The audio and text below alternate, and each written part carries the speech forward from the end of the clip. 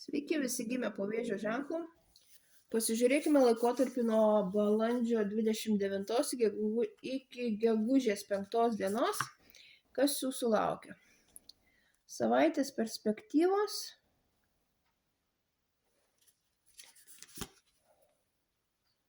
Ko vengti ir patarimas jums. Vėžių laukia gana naujas periodas. Nebijokite rizikuoti, nebijokite žengti tokio pirmo, galbūt ir nelabai apgalvoto žingsnio. Nebijokite naujovių. Leiskite savo tokio pasijusti vaiko vaidmenyje.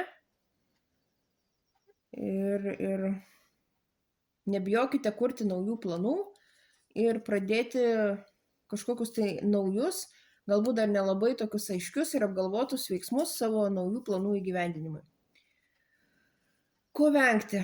Venkite konfliktų, nesileiskite į kažkokias tai bereikalingas diskusijas, nes tiesiog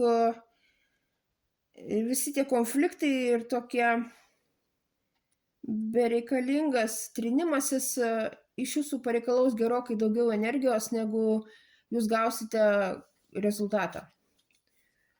Ir patarimas jums, kaip ir praeitą kartą rodo, nesivelkite į konfliktus, bet reikalui esant atstovėkit savo nuomonę, savo žinias ir savo norus.